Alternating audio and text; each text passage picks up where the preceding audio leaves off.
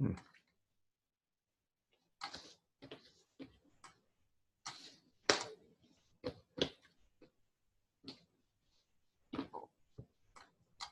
Hi guys. Hello. How's everyone doing here? We're just getting started, getting logged in here, getting set up. Okay.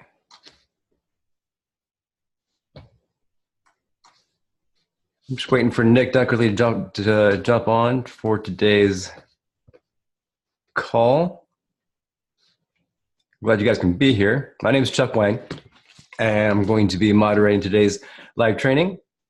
If you want, just say hello.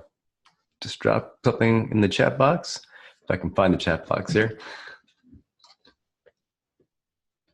There we go. And if you have questions ahead of time, go ahead and drop those in the chat box as well. What I'll do is at the end, I will grab all of the questions and make sure that they get answered, okay?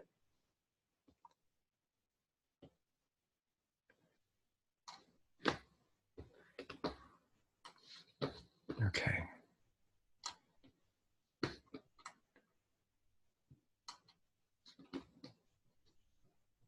Where's everyone from? I'm in St. Louis, and it's kind of gray outside. It's a little snowy.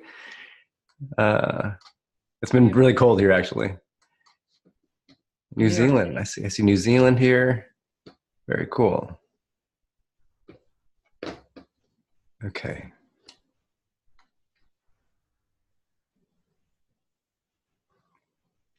San Antonio, high 60s. Yeah, lucky you. Lucky you. What kind of audio you guys do? You guys do podcasts? Do you guys just do radio editing for journalism? Let me know what you guys do.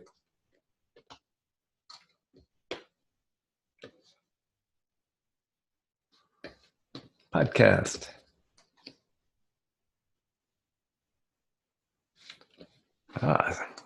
Good evening from Switzerland. Very cool. Yeah, also snowing. Okay. All right, what I'm going to do is I'm going to kick off everyone's video here. And we'll save some bandwidth. All right, you've got me for the time being. We're early. We're still about 7 minutes out. I just like to hop on, say hello ahead of time. Again, if you have any specific questions you have right now, go ahead and queue those up, and I'll make sure those get addressed at the end, okay?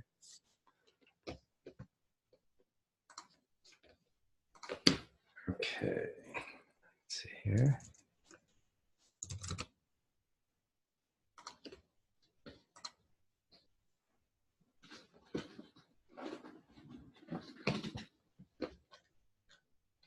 Cool, no questions. All right.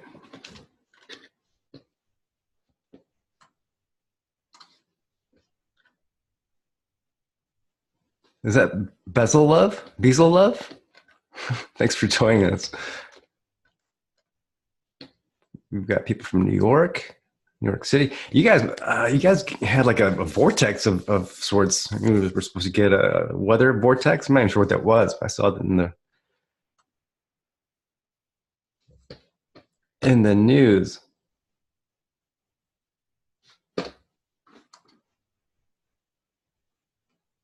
A playwright, very cool. He also produced video and audio. Okay. All right, hold on one sec here. Let me check on Nick. Nick is joining us from Denmark. Okay. So let me just make sure that he is doing okay as far as connection goes.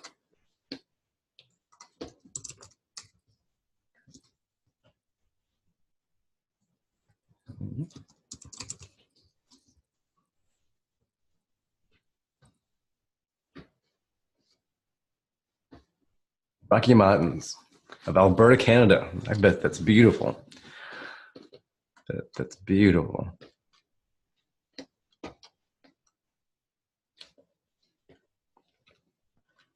All right, for you guys just joining us right now, my name is Chuck Wang. I'll be moderating today's live training. We're waiting for Nick Dunkerley, our creative director, and he will be handling all of the nitty-gritty. If you have questions ahead of time, go ahead and queue those up, and we'll definitely have those addressed. Okay.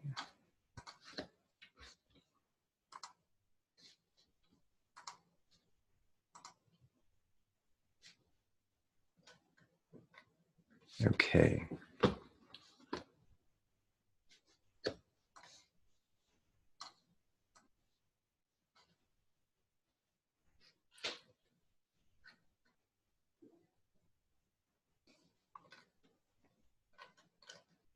Does everyone have a show already as far as a podcast goes or a publication? And let me know your topic of choice. Not yet. Okay, I see.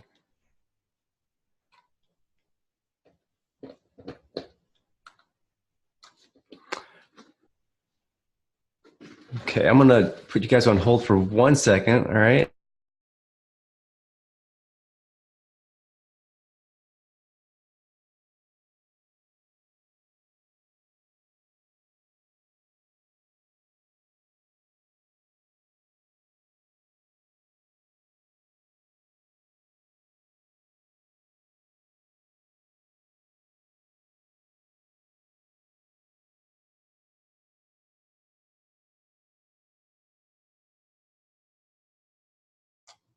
Sorry about that, guys. Nick's on the way. So let me just make sure that he's got the link set up. Yeah, it's more fun to have Nick on. Nick's a great storyteller. I can hold the fort. I give pretty dry demos and sound bites, but I think with Nick you get a whole different flavor, and I think you'll see what I mean. And just so you guys know, we have a good time on our live trainings. It's really loosey-goosey. We kind of keep things flowing. And the whole entire point is to go through what we've got here as far as, let me put Charles joined in and is taking up my audio. The whole entire point is for us to go through our topics, of course, but I think the most benefit that you get is for asking specific questions, because we're really here to help you, okay? So there we go. Nick has joined us here. I have indeed. Is it working? Can you hear me? I can hear you, but we all want to see your beautiful mug. Is that absolutely necessary? Let's see if we can get that to work. There we go. Oh, you can? Yes. Need a little more light. You look a little blue. You look like a blue Martian. Well, actually, I must admit, I was just reading Harry Potter for my daughter, and I forgot about the time difference thing. Sorry about that. And just so you guys know, Nick is our creative director, and he is actually in Denmark on a boat joining us live. And you can see this boat in the background there, and maybe some. Well, it's just washing up from dinner. It's really, we're all professionals. Let's see if I can get in the way of the washing up. And I was telling everyone that it's great to have me on the show, or not even a show, on this cast, but it's more fun to listen to you because you tell great stories. Not me. Who are you talking to? I've got no stories whatsoever. Oh, that's funny. Okay, let me do this real quick here. We're just at the top of the hour, so we're starting right on time, which is great.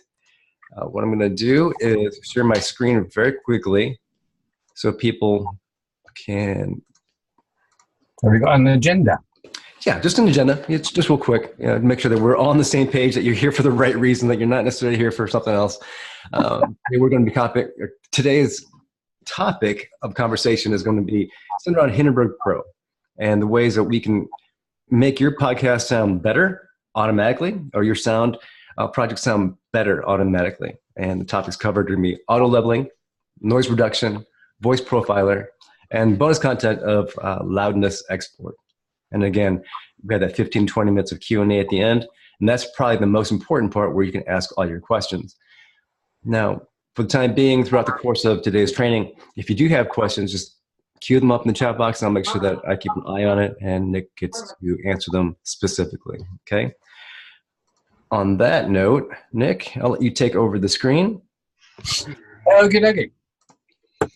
Let me just see, how is it that I do that? Let me make sure that,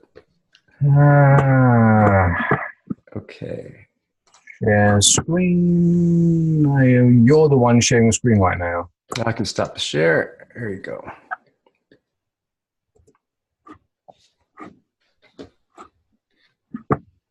Okay, so you should be able to see my screen now. Yes, sir. Okay, so first and foremost, we were going to be talking about audio levels. Now, obviously, this is automated, so you don't have to really think much about it. But just to explain what is actually going on and why sometimes you might run into some problems. I think we might just be able to demonstrate it with what we got here. Just to check, can you also hear what I'm playing? People travel a great deal more around the world than they used to, and animals travel Yes, as well. it's a little muffled, but yes. Okay, I'm not sure if we're going to make it much better. For some reason, we can't just route the direct sound into Zoom, can we? I don't think so. I will let it go for now. Yeah, there's not much I can do about that. Anyway, what happens is that anytime I add some audio to a track, the auto level will automatically go in and adjust it. I hope that you could see that. If not, I'll just do it again, just to say so. Let's make it a bit bigger. I'll drag something in. The auto level goes in and adjust it slightly. Now, what it's actually doing is it's running the audio through a loudness algorithm. And loudness is the basis of everything in Hindenburg. And loudness is basically a new way of measuring sound.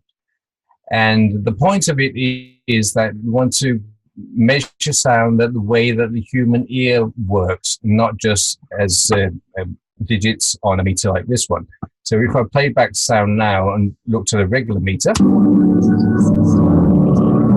actually this is a regular meter. Travel a great deal more around the world than they used to. So these are the meters that we're used to looking at.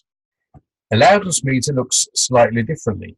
If you have Pro, and I hope you all do, you can find a loudness meter in here. So if we run the same audio through a loudness meter, People travel a great deal more around the world than they used to, and animals travel as well. Those two simple facts mean that deadly viruses will appear. So this is the new meter that everyone's on about. It's been primarily developed by EBU and AES in America. And it's obviously way more complicated than the old meter. Now, if you've been asking yourself, why would you ever need a meter like this? The answer is, well, if you're within the broadcasting business, especially television, the point of this meter is to be able to measure sound in a way that compensates for compression. The old-fashioned meters, if you were peaking to a specific level here, so you said your narration was peaking at -9, but if you had your music peaking at the same, then the music will be very overpowering. This is a problem that television's had. If you go from like movies to commercials and back to movie again, then the commercials will seem overpowering. And to get rid of this problem with the commercials being too loud, a group took a couple of years in probably white coats and very clever people, sat down together and figured out how to do this loudness meter. And the way that it measures is the same way that we perceive audio with our ears. And the whole point is now that when we're setting levels in a way that they are perceived as equally loud, which means, if you go back to the movie and the commercials, that the movie will be perceived as equally loud as the commercials. All this is rather dull, not anything that we can use at the moment, and obviously for television, so why bother? We were following the development of this meter as it was being developed, and we could see a use of it being that we're not really cared too much about commercials and movies, but what we do want is to have a balanced mix. So our thought being, if everything was run through a loudness meter, then in theory, your mix should already be balanced. Okay, so our first thought was then, well, let's just add a loudness meter and then everyone can set their own levels. And I had a look at this meter, and being the creative designer and the most thick person in the company, I said, I don't get it.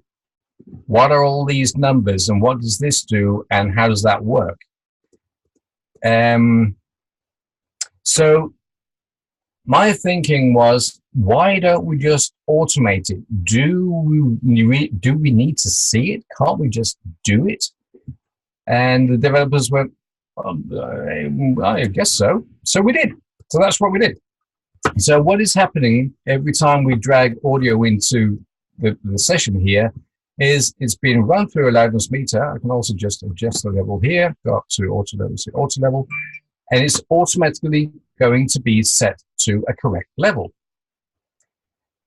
If I'm not sure if, Chuck, you're getting any questions out there, but if there's anyone saying, well, what level is that? And does that work for my podcast or does it work for broadcast?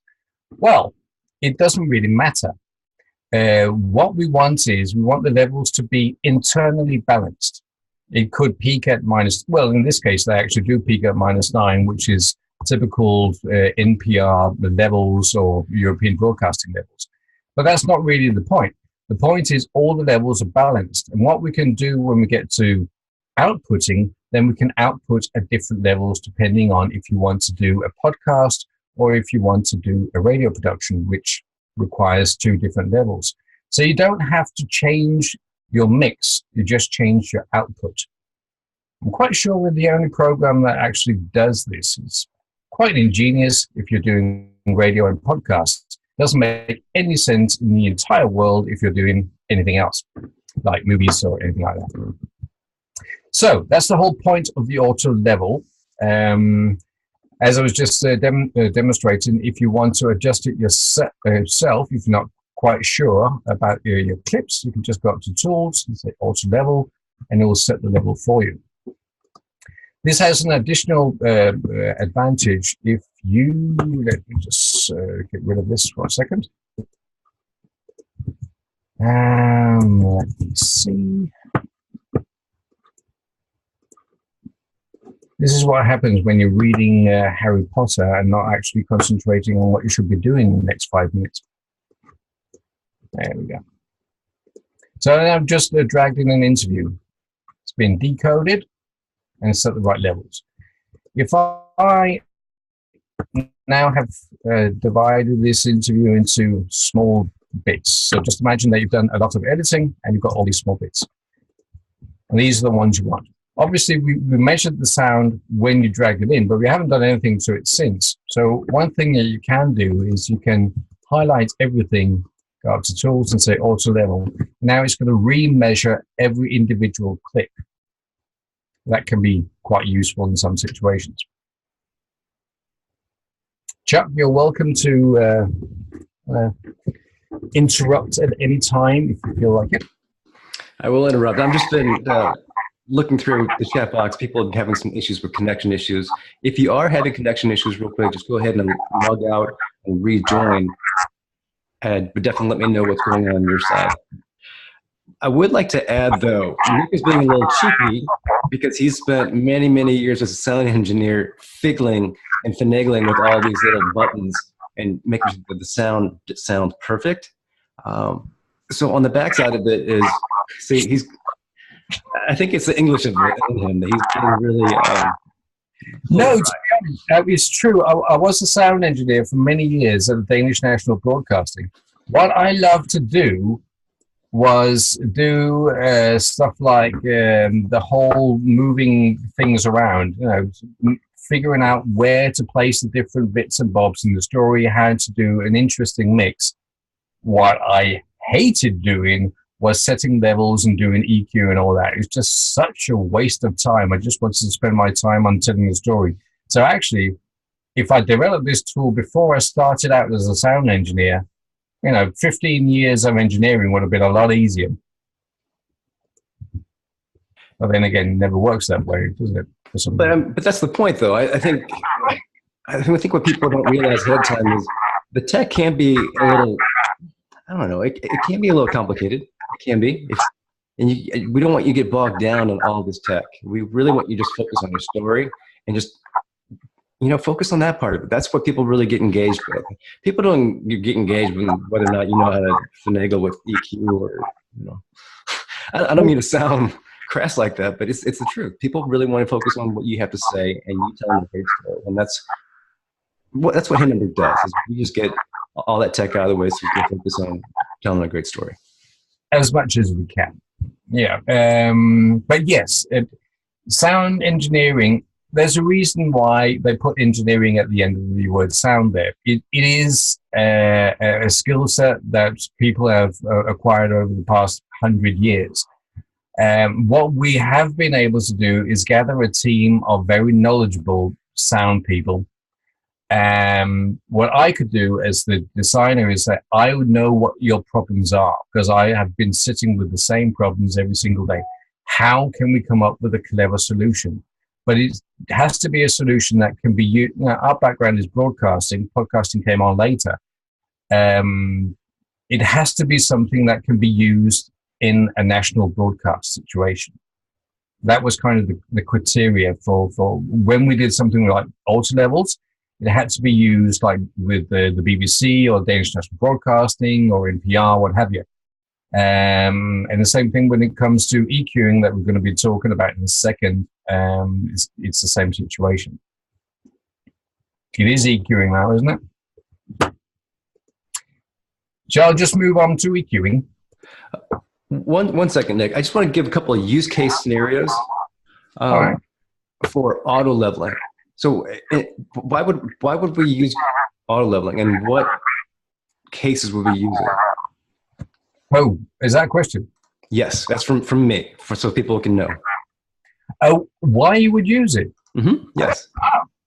You would use it all the time. You would not use it. Okay, let's go back a bit then. So I want to add some music I want to do a music show in this case. So I've got all kinds of different pieces of music in this case, all over the place. Now the problem with music is if it hasn't been compressed to the absolute max, actually the levels are kind of all over the place. So if you're going to let's do a very easy use case. You're going to do a music show. You want 10 tracks or something like that. What we can do is we can just take the tracks we want. We're not going to be talking about the clipboard today, but just drag them into the clipboard. And now when we add them to our show here, we can see that, absolutely nothing happens. Well, that was very convincing, wasn't it? Oh, it's because it's not done decoding it. Let's wait for it.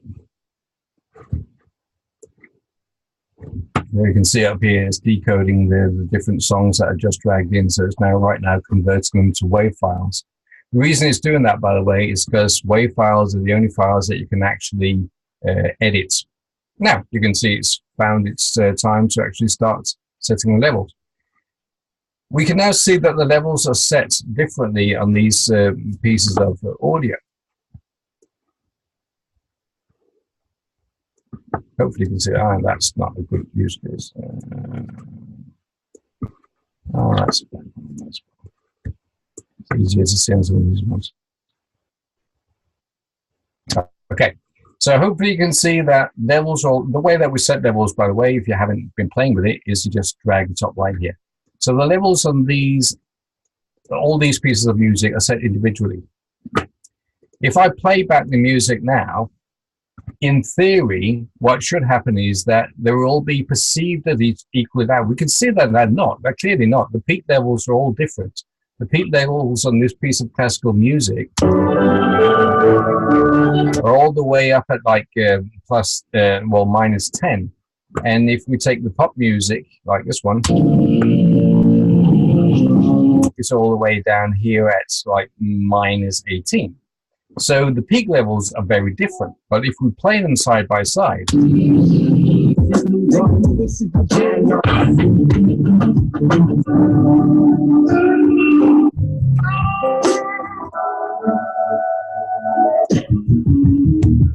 there's nothing that's, jumping at you and you suddenly get startled.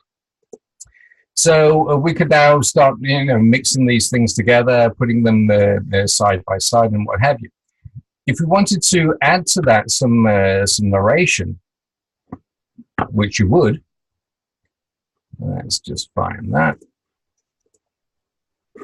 So again, the levels are being set automatically. I want the narration to come in around here. So all I have to do is place it, maybe duck the music a little bit like that, and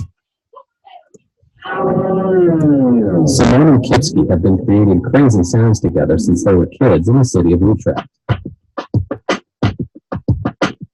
So now we have a nice balanced mix, because in theory, as we've just seen, the levels should be balanced out. Actually, we do another clever thing is we actually set the narration slightly hotter than the music. So that's the same thing that the sound engineer would do. We're not talking about you still need to duck, but you need to have a slight balance in where the narration has to be more dominant in the mix. So we do that for you. We measure that this is narration, this is music. We're going to set the narration slightly louder.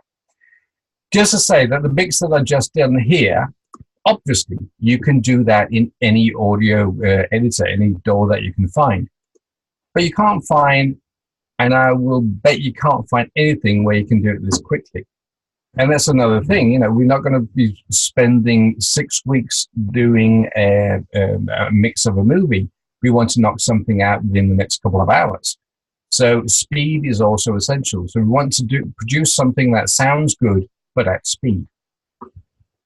Was that enough of a use case for that one? Yes, sir. That will definitely work. It will. It's brilliant. It's really, really fun to do music shows.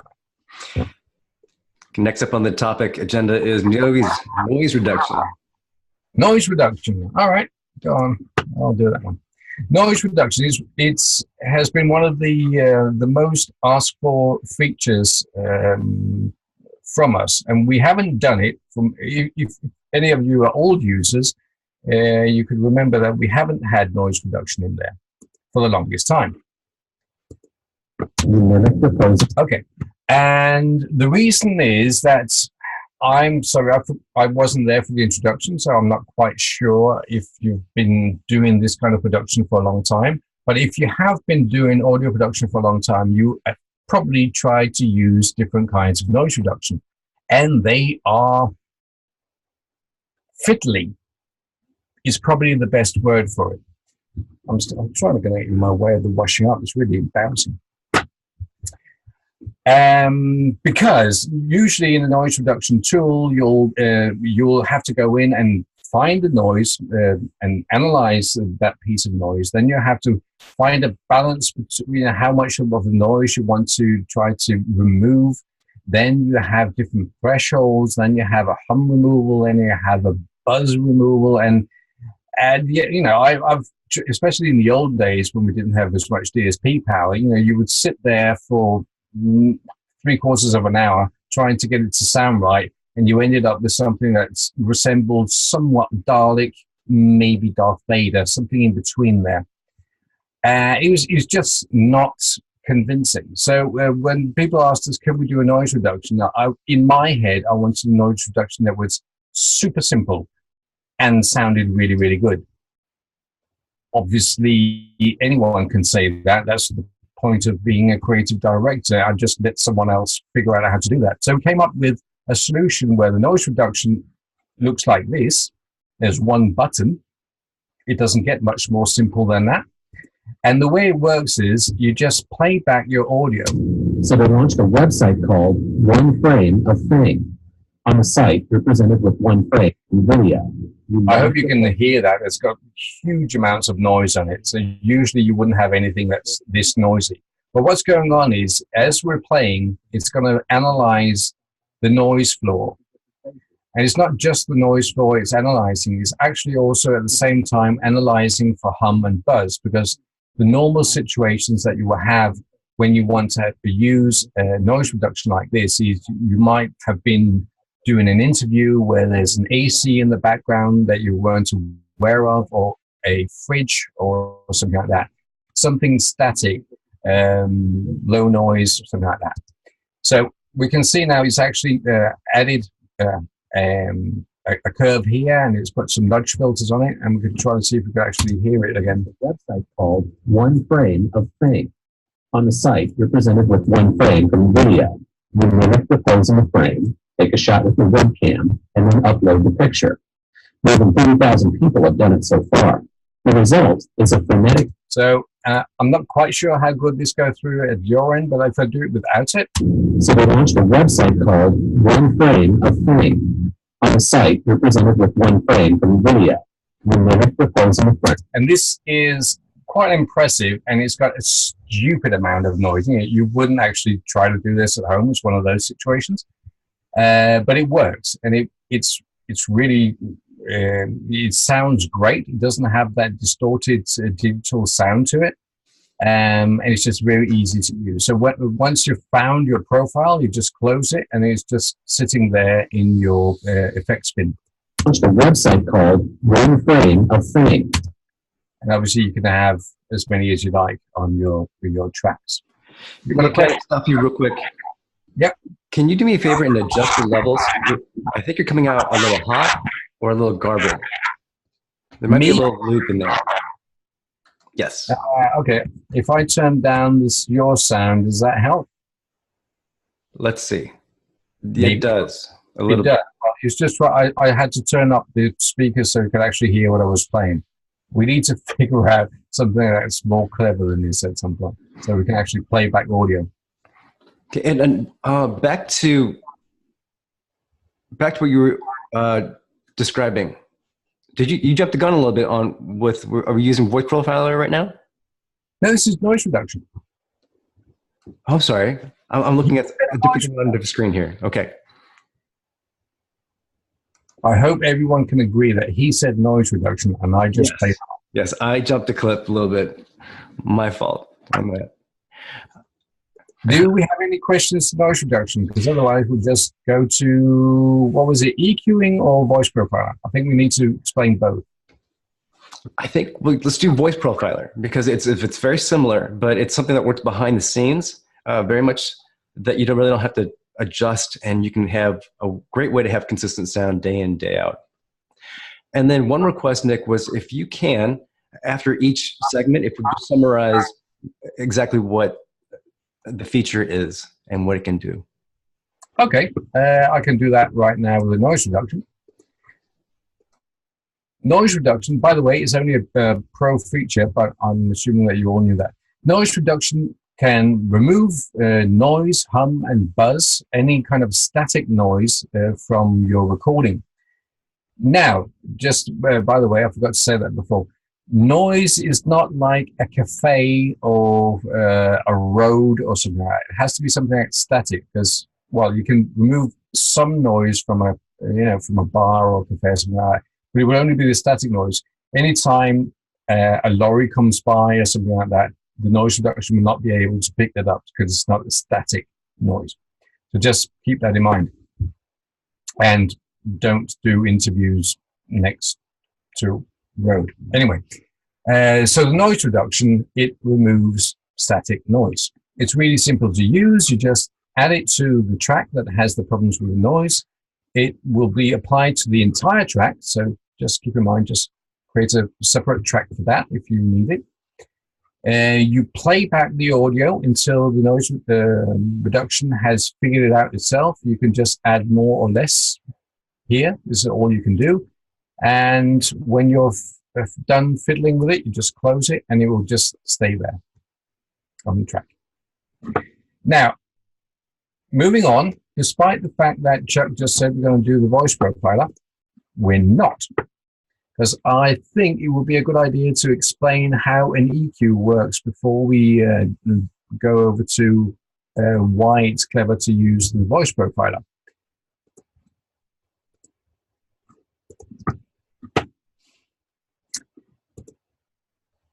Now, an EQ. Called one frame of fame. On the site, represented. The thing is, when it comes to doing any kind of audio, you want to sound your best. And you want your voice to be clear. You want it to pop out of the speakers. There's an expression that we use here. And to do that is actually quite tricky. Now, usually what we do is that, well, first and foremost, you make sure that you have a soundproof studio, and then you have decent microphones. And even when you're done with that, when you're sitting with your soundboard, you would apply something like an EQ. And equalizers like this can adjust the sound so you can give it more brilliance at the top, or you can remove some annoying sounds in the middle of the sound, or you could give it more bass. And if you've never tried to use an equalizer, you might remember from the old stereos systems of the 70s and 80s, they had like a bass and bass, mid, and treble button where you could play around with. And some of the really cool ones even had a loudness button, but which has nothing to do with loudness whatsoever. It just made the bass a little louder, so you could hear the bass when you hadn't turned up the music so much. It's not the loudness that we're talking about nowadays. So anyway, an EQ, this is the way it works. So we could turn up the bass if we wanted to add more bass, or if there's something annoying in the middle of the sound, we can add or remove to that. This is typically where the sound from like telephones is in the middle area. And up in the high ends, this is where you usually find like very, like hiss and noise and that kind of thing. If it's annoying, and you can remove that. But also, if you have done a nice recording, you can add some brilliance to your sound, which actually makes it pop a little bit out of the speakers, which is all great. So this is what an EQ usually does. And if you do want to play around the EQ, if you hold down Shift, you can actually also adjust the cue point. There might be some of you out there going, oh, how do you adjust the cue point? Well, that's how you do it. You hold down Shift and just drag here, adjust the cue point. Now, we're not going to get into how you can actually use an equalizer. Just to say that fiddling with an equalizer is great if you know what you're doing, but it has some drawbacks. One, if you don't know what you're doing, you might as well not do it, because you're probably going to mess everything up.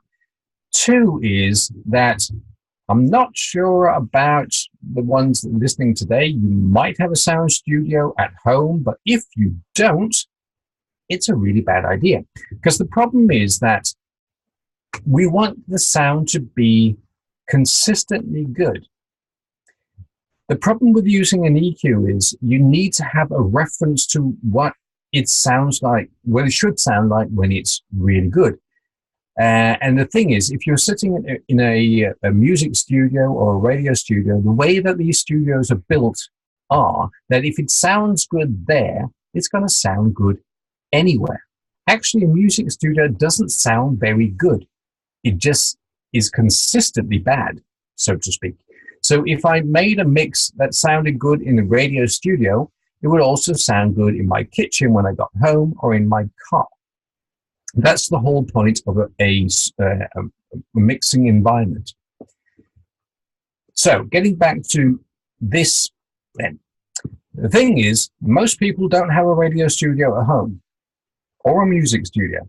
So you'll be sitting there with headphones on or small computer speakers and trying to do a mix. The only thing that you'll achieve there is you might make something that sounds pretty good in your headphones, or pretty good on your speakers. You have no idea if it's going to sound good anywhere else. So you might actually just be doing a lot of work for something that's going to sound horrible anyway.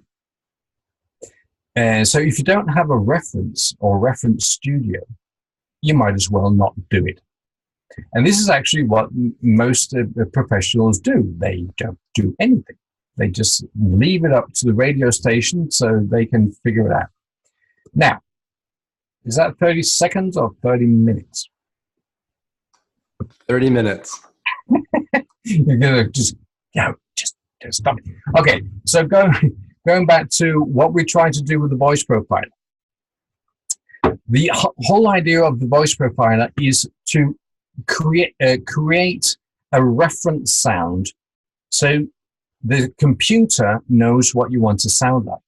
I hope this makes sense, and if it doesn't, please just interrupt me. So the idea is, in this case, I've got Clark. One frame of fame. On a site, you're presented with one frame from... Okay, so this is what Clark wants to sound like. Actually, this is what the BBC wants Clark to sound like. So what we can do now is say, okay, we've got a nice piece of sounding audio. And from that, I'm now going to learn a profile. So I'm going to learn that profile, I'm going to save it to my computer, and we're going to save that as Clark. Great. So now the computer is actually acting. Oh, that's interesting. There you go. So now the computer is going to be acting the way that a radio studio or a music studio is. It has a reference to the great sound. Okay, next step is, let's forget about that one. That's already done. So next time Clark here has to do a recording, he could be doing this at home, in his bedroom, on an airplane, doesn't really matter. So they launched a website called... He could be doing a mix, and this is what it sounds like. I'm just going to turn up the sound a bit. A frame. On the site, we're presented with one frame from the video. Now, you might not be able to hear if this sounds good or not, and actually, Clark has the same problem. He has no idea if it sounds good or not. So all he needs to do now is go in and apply that profile that we just did. That was this one, Clark 2. And really, this is it. His job done. And what the Hindenburg is doing now for you is now looking at the original sound. This is this white curve here. So this is what he's supposed to sound like. Unfortunately, this is what he sounds like right now. And this blue one here, maybe you remember that from the EQ, is actually the EQ that needs to be applied for him to sound the way that he wants to sound. So now we've created something that has a reference to an ideal sound with a push of a button, and it's setting the EQ for you. Is that enough? I think so. Let me summarize real quick. Just different perspective. So on days when you have, like there's days when the weather changes or if you're sick, but there's some days when you're spot on in terms of how you sound. You're like, geez, I wish I could sound like this every single day. But that's what you can do. Like you can actually, yes, you can quote unquote record in a profile how you sound, so you can sound your best every single day.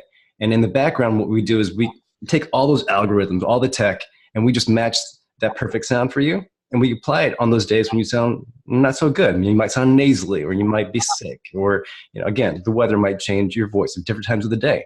So that's how Hindenburg addresses this during this wonderful feature. May I just stress, and I'm doing this on behalf of the programmers, they go, no, it's not picture magic.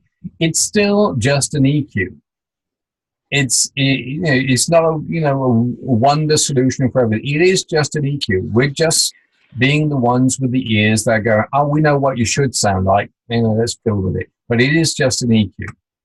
Right, but it's EQ that people don't have to mess with, though. I think that's the big thing that we should take home from it. Like, you don't have to sit here and tweak it every single time, given different, like either in working environments or different situational environments where you might not have the best sound. Yes. Okay. What I'm trying to say is, if it doesn't work 100% every time, it's just I'm just having it back on my, it's just an EQ. It's I'm giving myself a way out card. I think he's being cheeky again, guys. Don't worry about him. Isn't that? Okay, next up, we're going to hit the loudness export feature. All right, okay. So let's go back to having a full session. It's amazing how time flies, isn't it, really? So now we've got a complete segment. It could be an entire show, what have you. And as I was saying before, it doesn't really matter what the levels are when we're setting it as we're mixing, because it's when we export it that it becomes interesting. If we do a regular export, we could choose different file types to export to. And if we go here to options, we see we have some more options. And the one we're going to have a look at right now is the interesting one, is loudness normalization. If you've never seen any of these numbers before or heard of them, I'll just try to explain them. When we started out doing this for broadcast radio, minus 23 LUFS was the number that everyone was talking about. We wanted the whole industry to use one level. And LUFS, by the way, is a measurement of loudness, which, again, going back to how we measure sounds, everything becomes equal. If everyone was using the same level, like television, radio, music industry, whatever, whenever you turned on any device, the levels will be balanced. It will be a beautiful world, and that was the whole idea. So minus 23 LUFS was what everyone was banging on about. Then came the Americans. Said, yes, we love this stuff. Hopefully you're not all Americans. It is a really brilliant idea to make your own standard, because why follow the Europeans?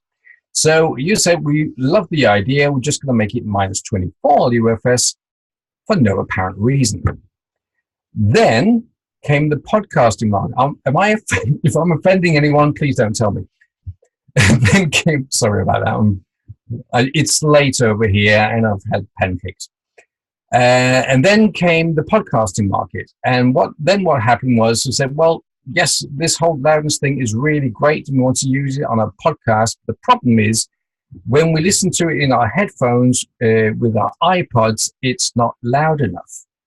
Can we have a level that's a little bit louder? And actually, when something gets louder, the number goes down. So minus 16 is actually more than minus 24. It makes sense because it's minus 16. So minus 16 then became the standard for podcasting. So now we have, well, 3 standards. The last couple of years, there's been an additional 2. The one is minus 18 LUFS, which is the BBC wanted to have their own podcast and online standard. And actually, quite recently, we have minus 14, which is made for like these smart speakers, Alexa, and what have you, that you have in your houses and that were recording everything there. Never mind. So now we have all these standards. Brilliant. Started off with this one.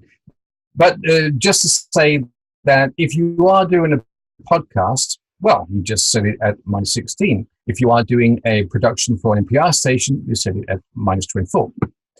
So now we could just say, well, this story here that we've just been doing, we just want to export that. We want to export that as a WAV file. Let's do it at minus 24. We're going to do it for an NPR station.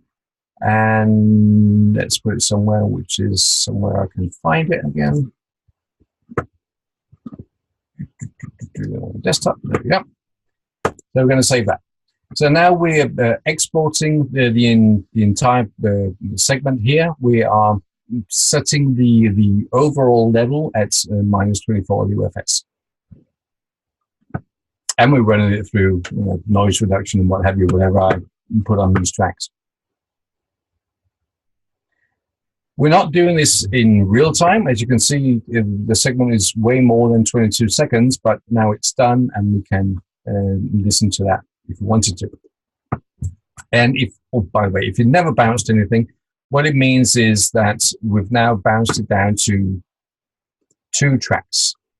So this is now just a regular WAV file, and you could open that up in iTunes or Media Player or what have you. Or you could FTP it up to a radio station, or you could, put it up on a sound cloud, something like that. Okay, so let's say that you also have a podcast. So let's go in and say export, and obviously we want this to be I don't like MP3, so I'm just going to go with AC. And in this case, we want it to be loudness normalized at -16 because it's a podcast. We'll do the same thing again. We'll just export that.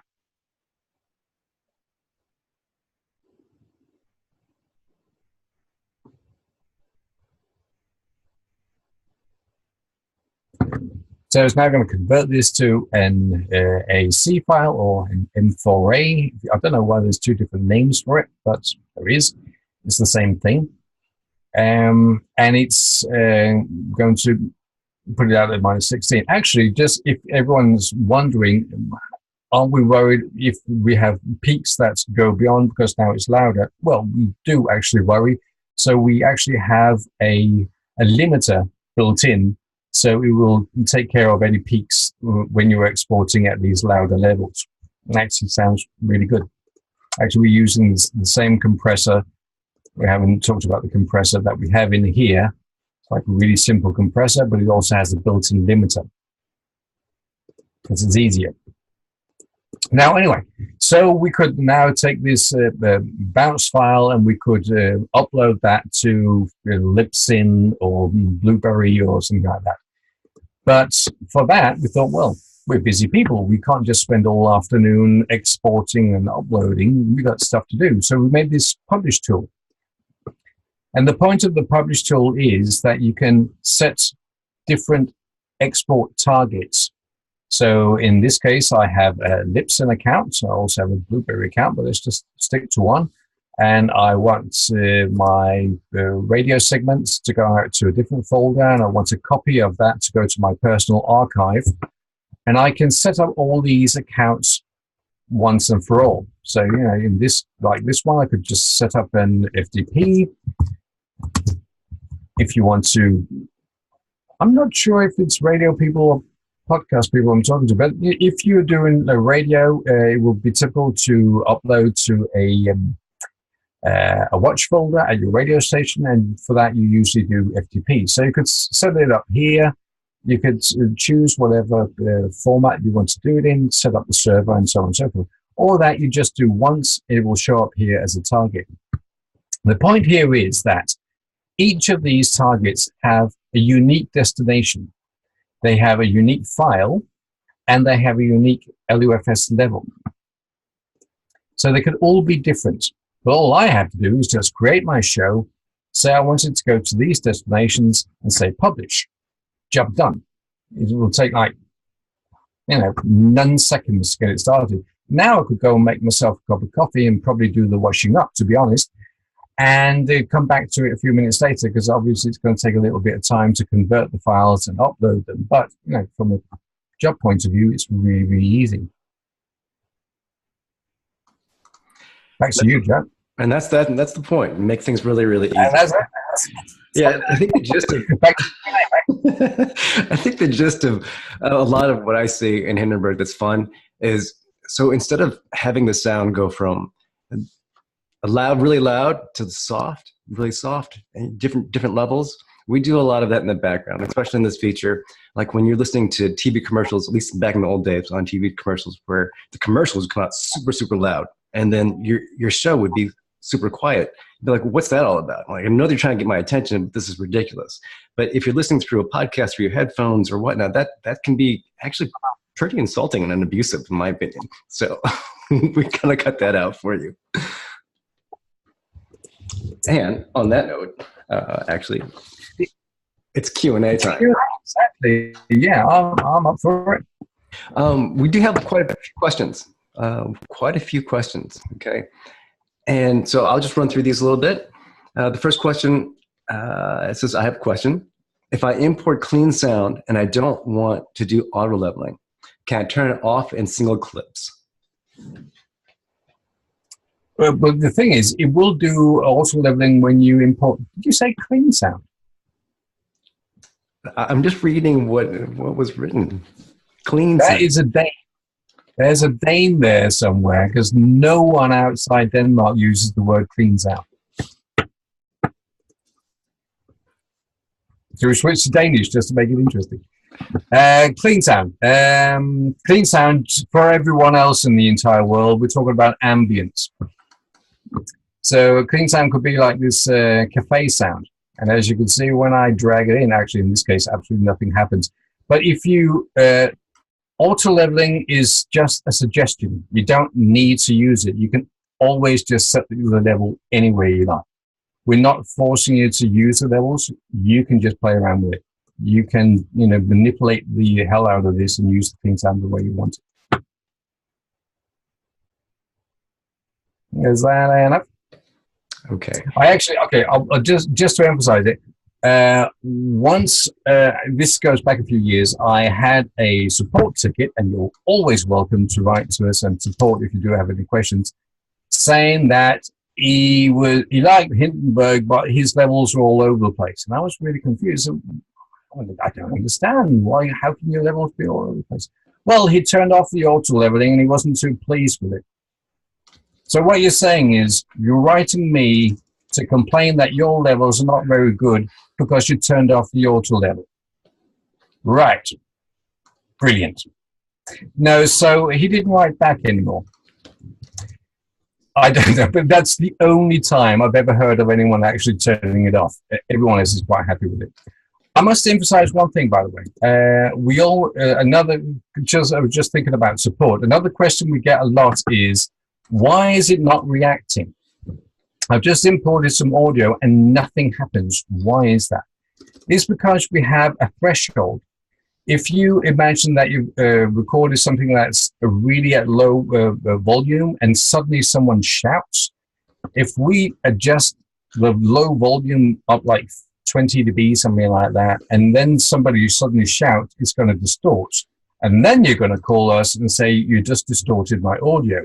I want my money back. So we've actually set in a limit as to when we can actually start pulling up the sound. And so if nothing happens, there will be a little red tooltip, like this tooltip here will just become red, suggesting that you probably should turn up the level yourself because it's too low. And when you are recording, by the way, always have your peak levels around 9, something like that up here, which will be fine. It's not a problem peaking sometimes. It's a problem not peaking ever, and it's becoming too low. Thanks for your questions. That was only one. Next question. Actually, before I was going to type something up for the whole entire group, but since I'm on, let everyone know that we are in Q&A right now, and I'm going to stop the questions here, actually accepting new questions in about a minute, okay? Just because we have 15 more questions, and I want to make sure that I'm mindful of next time and everyone's time here. Because I promised 15. I didn't say 50. 15. Big difference.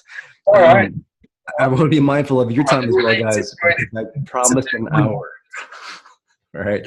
The next question is, can you, I believe it's used, can you use a noise reduction to just one clip and not the whole track? No, not yet. So if you want to do that, you can just add a new track and then just use that for noise reduction. You can have as many tracks as you like. It's, you just be better with it. Okay, that was pretty quick. Next question is, can you apply a noise reduction to just one section and not have the whole section affected? That's the same question. Nick, I have to ask questions. Sorry, guys. Again, Nick is bitchy. Yes, he answered the first question. That was correct. Wait, who was that? Yeah, Whoever that was, turn off your mic. I like you very much. You can't hijack the show. The next version that we're working on, just if you're curious, we are going to be adding the ability to add effects to single clips, but you have to wait a bit, quite some time. Okay, next question, Nick, is if you decide not to use the effect, I believe we're still talking about noise reduction, how do you get it out of the choices so you can employ others? In other words, I believe they're looking for the drop down on which effect. Oh, right, okay. If you have an effect here in your effect bin and you don't want it anymore, you can just right click on it and choose none, and it just goes away. If you still want to have it in your bin, but you don't want to use it, you can just turn it off by just pressing this on and off toggle here. Correct, and you can use that on each track. No, so just right click on it and just say none, then it goes away, and then you can just fill in something else. Okay, next question. This is actually a really popular question, and something that I was going to discuss with Nick after the fact, but on a different topic, is how do these features compare with Alphonic? Because I love Alphonic as well, but how does how does Hindenburg stack in terms of all the automated processes with Alphonic? You're asking me? Yes, I would say much better. No, the thing is, Alphonic is great if you really don't want any hands-on whatsoever. It's great for stuff like if you're just on an interview, head and tailed it, and then you just want to publish it as is. Then Alphonic is actually really, really good. Hands down, great service, and they do the thing. Hindenburg is not for that kind of thing. Hindenburg is when you actually want to start fiddling with your mix yourself. I would say that the quality of the things that you get from Hindenburg are better, but then again, we require that you actually do a little bit of work. And the things that you wouldn't necessarily do it, but you are able to do this kind of thing. You cannot do that in Alphonic. Alphonic is really just doing an interview, publishing it. And for that, it's great. And they're actually really nice people as well. We had them around for coffee one day. No, and I love them too. When I used to make shows, I used to run Alphonic to make sure, just make sure. Okay, next question is, I'm sorry I didn't get how you got the original Good Clark. So in other words, Good Clark on the voice profiler, can you just kind of run through voice profiler? Oh, right. And why you didn't, why you chose Good Clark, or how you can actually use a generic profile. But if you have the pro version, how you probably shouldn't use the generic profile. You kind of you can use a generic profile. Just use it for someone generic. Like if you've just done an interview with someone or had a co-host over that you've never done a profile on, just use a generic one. The point is, the way to create your own profile is you have to have a piece of audio of yourself, not just someone who sounds really nice that you want to sound like, of yourself sounding good. Have that recording done. However you want to do that, go down to the local radio station and buy them a beer, and then they'll do it for you. You just need about 30 seconds of really nice sounding audio of yourself. And from that piece of audio, you just learn your profile. Once and for all, that's all, then it's done. If you have some audio lying around from an old show or what have you, where you really are pleased with the way that sounded, just use that as a reference. You just need something of yourself as a reference. Some audio, obviously. I hope that clears it up. Is that okay? I believe so. But that also does answer the next couple of questions, which were, I didn't understand that either. And why don't we just use the generic profile? You can, like Nick was saying, you can use the generic profile, but I can illustrate if you like. Please. So this down here is Clark. if I now apply the generic profile is composed of hundreds of different radio sounds, sounding voices. And from that, we've created a generic radio profile, so to speak. So if I use that, this is how the EQ looks. It's not bad. It gives you a little bit of lift in the upper end. It removes some annoyance apparently found down there, and it gives you a little bit of boost at the bottom. This is great. Not bad. If we now instead apply Clark's own profile,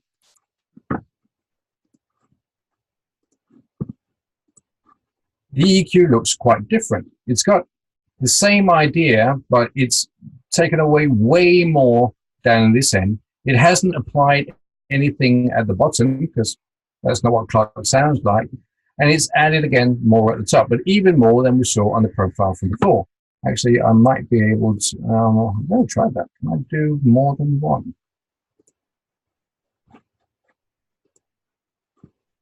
No. Never really came up before. I never thought of that. But as you can see, the two different EQs.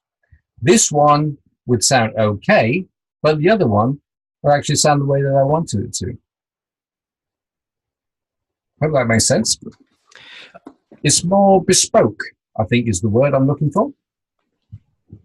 Yes. I promised I wouldn't do this, but I'm going to kind of fudge a little bit. There's one question that came up. Now, in terms of these profiles, is generic a man's voice or a woman's voice? No. It's a legit question. It's a really good, no, it's a really good question. And if you want some background on it, we actually thought about doing that. So should we do it as a male voice or a female voice? And then as we were talking about it, well, what if you got a male voice that's a bit squeaky? Where you actually would prefer to, I'm serious, we had this conversation. And wouldn't it be a bad signal to send to someone that they had to apply the female voice profile to their voice? So what we thought was, I think we better just automate this and just figure it out in the background. So we actually do have different profiles running in the background, so they will optimize it for that kind of voice. So no, it's one fits. Well, it's not even one fits all, but it's just one button fits all. What's going on in the background is tremendously complicated. Please don't ask me to explain. Okay, moving along. Gonna move out of that. All right, so the next question is, well, where's the export options button again? I don't see it. Export? Yes. Options. Oh, all right. Does that make sense? Yeah. Right. I had them go through the file export, but you can use the export button in the top toolbar as well. Yeah, either that one or just go to file and go export. Correct. Or use the short. That's fine as well. Next question is, so is the podcast and NPR LUFS levels different, and why, and what were they again?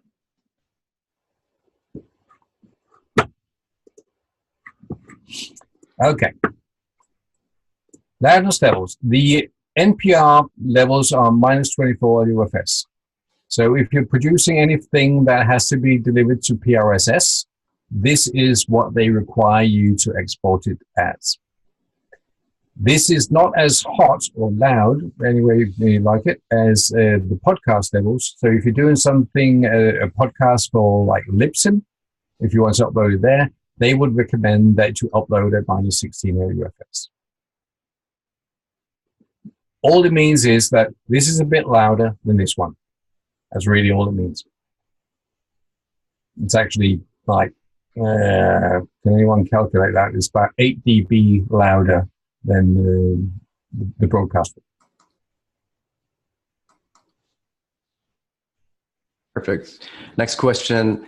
We actually answered this before. Was, you know, how does Hindi compare to Alphonic? So we're going to move along. I had the same question about the podcast and. Let me. Okay, just to say one thing. This is a DAW. This is a digital audio workstation. It's meant to be something where you add different sounds and you move things around. Well, Phonic isn't. It's a completely different tool.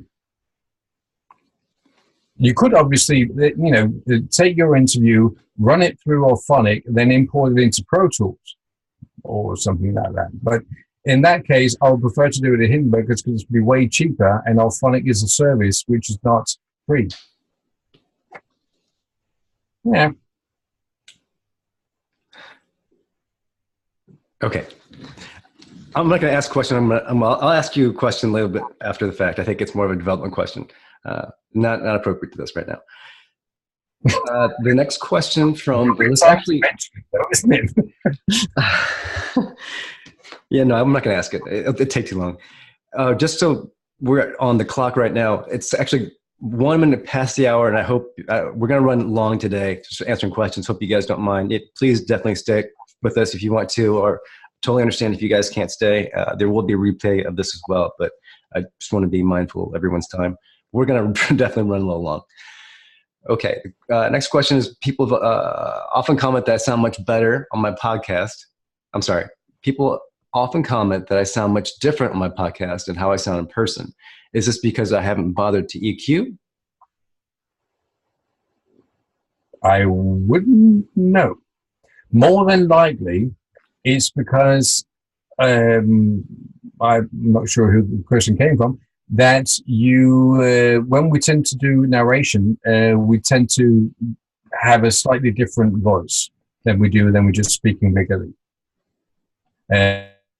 If I was just speaking regularly, I would just speak like this. If I was talking into a microphone, I'd probably go, "Welcome, this is a podcast." And suddenly you have your radio voice on. That's quite typical. And if it's that, then it's probably just you putting on your radio voice. I'm quite sure that people are not commenting on the way that you're EQing. He also, he or she also mentioned that, could it be the microphone I'm using? Could it be my sound environment? Which, rightfully so, yes, it can be, because even the distance from you and the mic, the types of mics you use, if it's dynamic, condenser, large diaphragm, small diaphragm, those types of things will definitely affect how you sound. We should have an entire cast on just that. Well, we do that at conferences, though. Like when we have people that. Yeah. It's not. Maybe people are not coming to the conference. No. I know. I shouldn't have said it. Podfest. I think I'm going to be doing a 4-hour, thingy-madongy work thing on Podfest. Let's see. But then can I just, because we usually just are a lot light-hearted about these things, but actually the actual recording situation is really important, and if you've never done it before, it's going to be tricky, and there are a lot of things that you might need to know about. What's a proper recording environment? What's a decent microphone? All these things, but it's not something that we really can cover here right now. At least we might try to figure out how we can get back to that at some point. And it's also very personal, because what sounds good to you might not sound necessarily good to someone else. And like the types of there are things that you should try to avoid. Don't do a recording in your kitchen, for instance. And don't buy the cheapest microphone that you can find.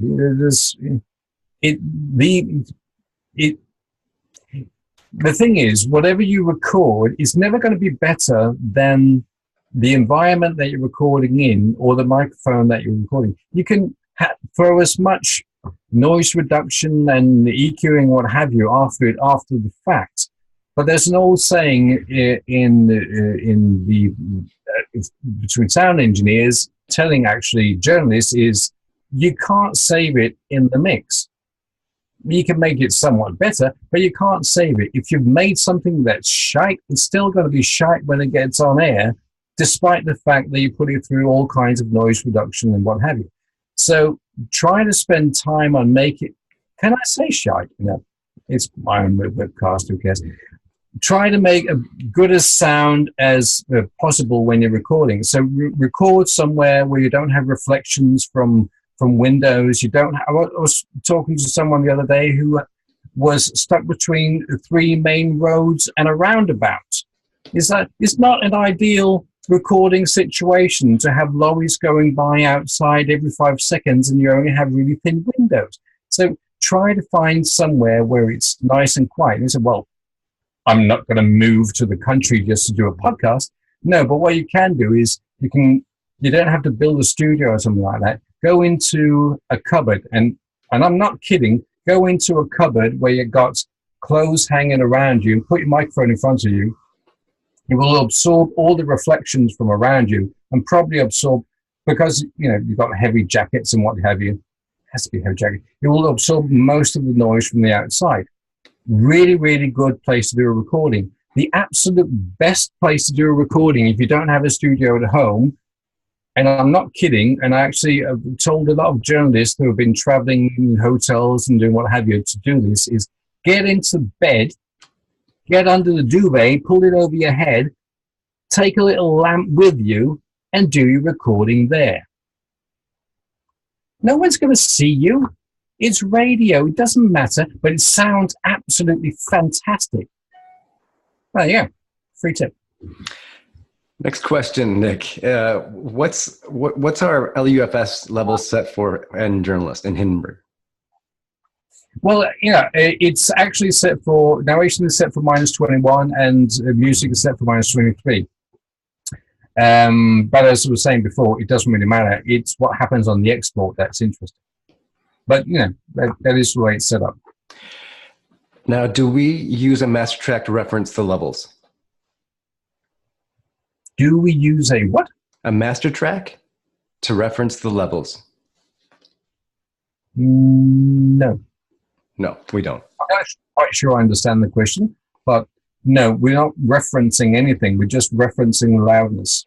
We're not, the one level is not referencing the other level. It doesn't work like that. They're standalone. This one is -21, this one is -21. It's just the way it works.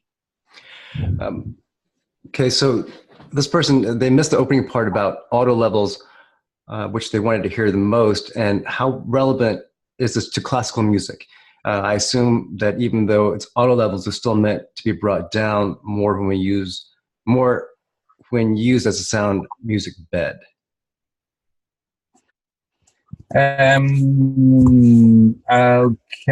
Actually, I'm sorry, I didn't finish. Or is it only meant for use on its own, speech and then music, then speech, etc.? No, you're using everything. I'm just going to find. So here we have a piece of pop music. So what will happen is the levels will go down, down, because it's way compressed. And here we have a piece of classical music running through the same algorithm, same track, and the levels are set like that. So if you are doing something with classical music, jazz, anything that has dynamic range in it, it will not suffer. That's the whole point of loudness, that it doesn't suffer the same way that anything compressed will. I hope that explains it. Yes. Anyone doing classical music would be really happy with that. The next question is in regards to the generic profile, again, that if it's okay, to be used for both men and women. We addressed this a little bit earlier. Someone I work with thinks it's only good for male voices. But again, that was earlier, so. It should work for both. We have most of our users, I'm quite sure, are women. And I've never heard anyone saying that the generic voice profile did not work on their voice. Like, never. So, but it might happen sometimes. Again, it's just an EQ. It might be a very specific voice that has a very specific sound to it that we can't attack using the generic voice profile. In that case, they might consider doing an actual profile. Okay. The next question, we kind of answered this a little earlier. Person asks, does it matter if I use a condenser mic versus a standard bar mic, like a Shure 98, I believe that's what it says, for recording podcasts? And again, yes, it makes a difference on what type of mic you use. I believe, for the most part, the consensus is that dynamic mics are best for using for podcasts, for recording sound. That way, But not that one. As opposed to using condenser mics, which pick up a much more a wider field. Okay, I think that's actually it for the questions. I'm going to answer. Judy asked one more question about the master track feature. The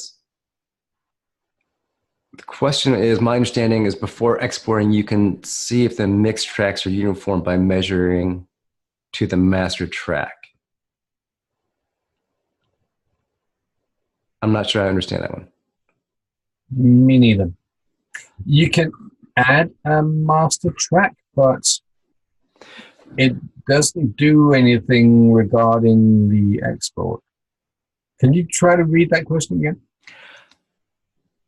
It says, my understanding, before exporting, you can see if the mixed tracks are uniform by measuring to the master track. So she comes back with, why use the master track?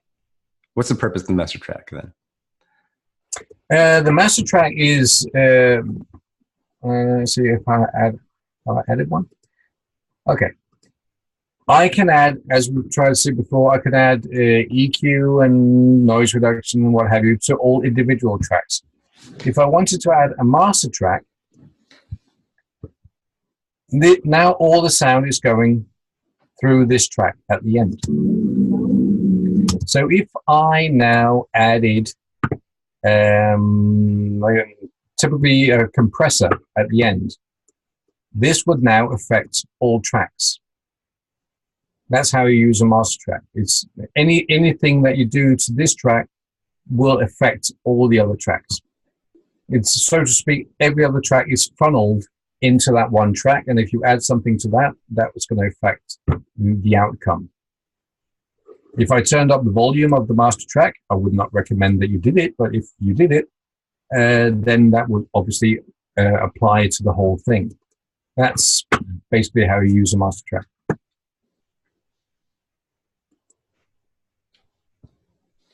Now I've got a master track with compression on. Don't want that. Right. I don't think you want to do that at all, actually. Well, maybe sometimes it can be an idea. It depends on what kind of sound that you're looking for. Some people still like that slightly compressed sound, despite the fact that it contradicts the whole point of loudness. But, you know, it's your choice.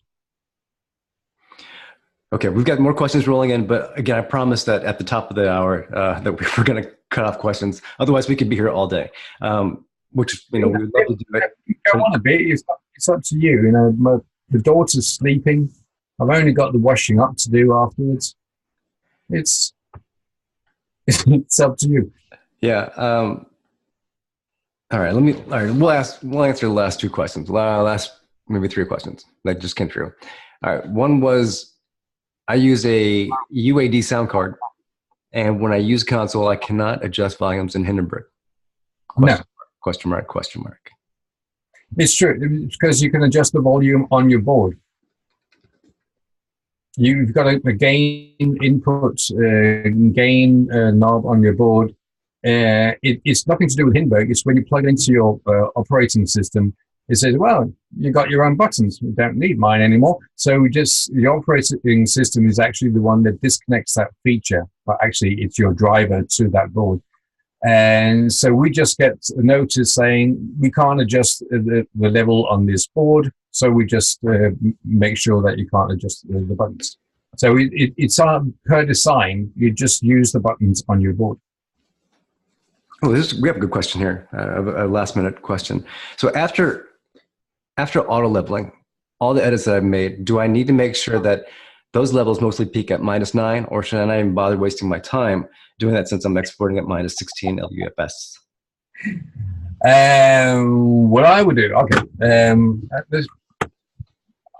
what I actually usually do is, if I'm not too sure about my levels and they might be all over the place, this is actually how confident I am with the levels in this thing. So I could have been mixing, I could have been fooling around with stuff. And I'm not 100% sure that all my levels from this is the narration and the interviews and what have you, that they're spot on. So what I then would do is just select everything, put it through the auto level. People who do have more time would actually probably listen to this before they exported it. But to be honest, I probably wouldn't bother. And I'll share one in a second. Let's just do it. Oh, actually, you see that red one there? You actually found one that was too low. That's interesting. Yeah, interesting. These ones it couldn't pick up on. Oh, sorry about that. So it gave me that red warning that this interview was too loud. I didn't actually do this interview, so I'm going to excuse myself. So the whole point is, I've just set the auto level to deal with it, and if I play it back now, I'm still not sure if you can hear anything.